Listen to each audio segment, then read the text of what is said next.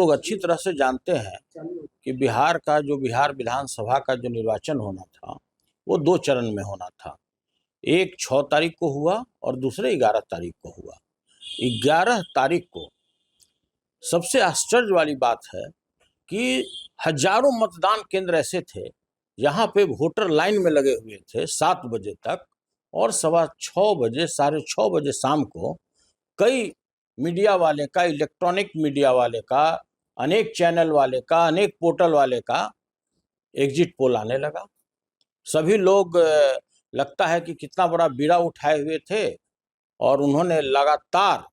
लग रहा था कि मानो एक ही किसी बस से सारे लोग गए हों पूरे जगह सर्वे करने के लिए एग्जिट पोल का, और एक साथ सभी लोग मिलता जुलता एग्जिट पोल में एनडीए को जिताना शुरू कर दिए। तो देखिए, यह बात तो समझ में आता है अच्छी तरह से कि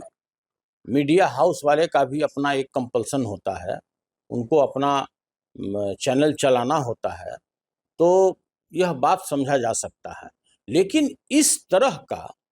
सर्वे दिखाना, एग्जिट पोल दिखाना और सारे मतदाता लाइन में लगे हुए हैं, उनको किसी न किसी इस बड़े षड्यंत्र में फंसा करके, जिसका था कि इस पार्टी को देना है, उसके दिमाग को, उसके माइंड को डाइवर्ट करने के लिए इस तरह का एग्जिट पोल किया गया। पहला तो ये सबसे बड़ी आपत्ति है। लेकिन चुनाव आयोग तो भाई अद्भुत है। सभी लोग जानते हैं कि उनके साख पर किस तरह से बट्टा लग चुका है। एसआईआर का मुद्दा हो या किसी भी प्रकार का मुद्दा हो, चुनाव आयोग तो कुछ सुनने के लिए तैयार नहीं है। अगर माननीय सर्वोच्च न्यायालय का हस्तक्षेप नहीं होता, उनका ऑर्डर नहीं होता, तो एसआईआर के आड़ में न जाने ये कितने कुकर्म किए होते। तो देखिए, इस पर भी मेरा कोई बहस नहीं है। सबसे बड़ी बात है कि टोटल 7,45,00,000 वोटर थे। अगर 66.91% अगर वोट हुआ तो 4,98,00,000 वोट पोल हुआ। तो भाई, हम लोग भी जानना चाहते हैं मीडिया हाउस वाले लोगों से, बहुत सारे ऐसे मीडिया हाउस वाले लोग जो हैं कि जो हम लोगों को 50 के नीचे आंक दिया, जबकि धरातल पर जो आप ही के चैनल वाले लोग जो ग्राउंड जीरो पर थे, वो लोग आश्चर्यचकित थे कि अरे भाई, यहाँ सारा जो वोट है वो किसी एक पार्टी को जा रहा है और वहां एग्जिट पोल कुछ और बता रहा है। सभी लोग अचंभे थे, पूरी जनता अचंभा है, पूरे बिहार के लोग अचंभे हैं कि भाई आपके साख पर किस तरह का बट्टा लगता चला जा रहा है। सबसे बड़ी बात है कि जिस तरह से महागठबंधन के जो लीडर आदरणीय तेजस्वी प्रसाद यादव जी का जो मुहिम था कि हम प्रत्येक घर में सरकारी नौकरी देंगे, 14 जनवरी मकर संक्रांति के दिन राज्य के प्रत्येक महिलाओं को हम 30,000 रुपया उनके खाते में देंगे, किसानों के बारे में, टोटल युवाओं के बारे में हम पलायन रोकेंगे, हम किस तरह से रोजगार देंगे, जो उनका विजन था, यह साफ हर एक पंचायत में दिख रहा था, हर एक पोलिंग बूथ पे दिख रहा था कि किस तरह से युवा लोग उत्साहित होकर के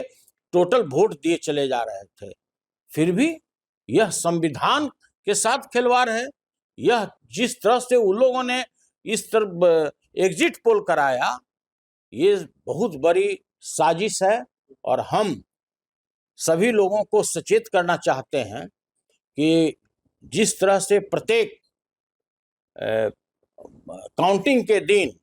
षड्यंत्र रचा जा रहा है कि कुछ न कुछ गड़बड़ी करेंगे ईवीएम में, तो हम सभी लोगों को सचेत कर देना चाहते हैं। आप पदाधिकारी हैं या जिसके कहने पर आप कार्य कर रहे हैं, तो आपको सचेत हो जाना चाहिए कि बिहार की जनता जागरूक हो चुकी है। आप इसको नेपाल नहीं बनाइए, आप इसको बांग्लादेश नहीं बनाइए, आप इसको श्रीलंका नहीं बनाइए। अगर आप वर्ष 2020 की तरह जिसने आपने गड़बड़ी किया, नालंदा जिले में जिस तरह से हिलसा में मेरे कैंडिडेट को हराया गया, जिस तरह से गोपालगंज में भोरे के कैंडिडेट को हराया गया, अगर आप इस तरह की कोई भी तरह का आप गड़बड़ी करते हैं तो आपको साफ पता लगेगा कि या मेरा उम्मीदवार बाहर आएगा या वो पदाधिकारी रिटर्निंग अफसर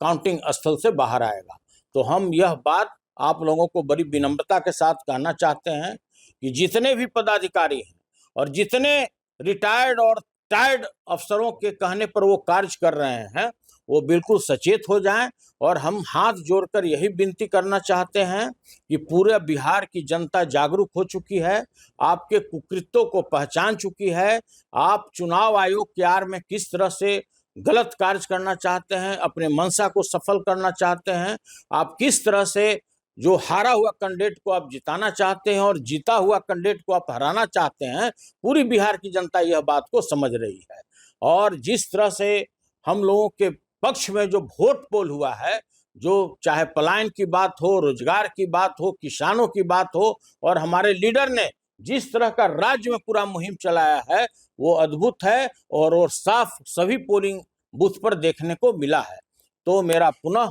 आप लोगों से मेरा विनम्र विनती है, सभी खासकर जो रिटर्निंग अफसर हैं उनसे मेरा हाथ जोड़कर विनती है कि आप किसी बड़े पदाधिकारी के कहने पर, किसी बड़े अफसर के कहने पर, आप चुनाव आयोग द्वारा गुमराह करने के बाद भी आप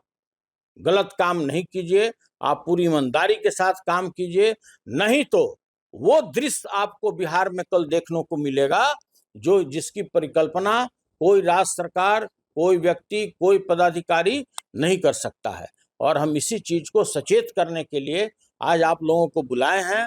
कि सभी जगह से जिस तरह से खबर आ रहा है कि भाई ये एनडीए को किसी तरह से जिताना है और जो हमारा महागठबंधन है जहां पर 1000 वोट से कम का रेशियो हो उसको जबरदस्ती हराना है, तो ऐसा कुकृत कोई भी पदाधिकारी, चाहे आप किसी भी प्रकार से पोस्टिंग पाए हों, हम लोग को भी समझ में आता है, पूरे राज्य के जनता को समझ में आता है कि आपकी पोस्टिंग किस कारण से, जो सबसे असफल पदाधिकारी हैं उनको क्यों किया गया है। तो हाथ जोड़कर पुनः मेरी एक बार और विनती है कि आप लोग कोई भी गलत कार्य नहीं कीजिए, आप दूध का दूध और पानी का पानी कीजिए। जहां भी हमारा 1000 वोट के अंतर से हार जीत है वो काम मत कीजिए जो वर्ष 2020 में आप लोगों ने किया है, जो हिलसा में देखने को मिला, भोरे में देखने को मिला, परिहार में देखने को मिला। नहीं तो रोड पर आपको वो दृश्य दिखेगा कि जिसकी परिकल्पना नहीं की जा सकती है। आप नहीं संभाल सकते हैं। जिस तरह नेपाल में हुआ, जिस तरह से बांग्लादेश में हुआ, जिस तरह से श्रीलंका में हुआ, वो दृश्य कल आपको पूरे बिहार में देखने को मिलेगा अगर आप बेईमानी करते हैं तो। जो कुकृत आपने वर्ष 2020 में किया कि 4-4 घंटा आपने काउंटिंग रोकवा दिया, 4-4 घंटा किसी को बारे में किसी को कुछ पता नहीं था, वो काम अगर इस बार होगा तो या तो मेरा उम्मीदवार बाहर आएगा या वो जो रिटर्निंग अफसर होगा वो बाहर आएगा। मैं आपको चेतावनी देना चाहता हूँ, पूरी जनता सड़क पर आएगी और वो दृश्य देखने को मिलेगा जो आपको नेपाल में देखने को मिला है। और पूरी जनता इस चीज से आशंकित है कि ये बेईमान लोग, जिस चुनाव आयोग के बारे में साख पर उसका बट्टा लग चुका है, जितने रिटर्निंग अफसर हैं, किस तरह से उनकी पोस्टिंग की गई है, तो यह पूरी जनता आशंकित है कि कहीं न कहीं आप बेईमानी कीजिएगा तो आपको भी नेपाल का दृश्य यहाँ पर देखने को मिलेगा। यानी पूरी तरह जो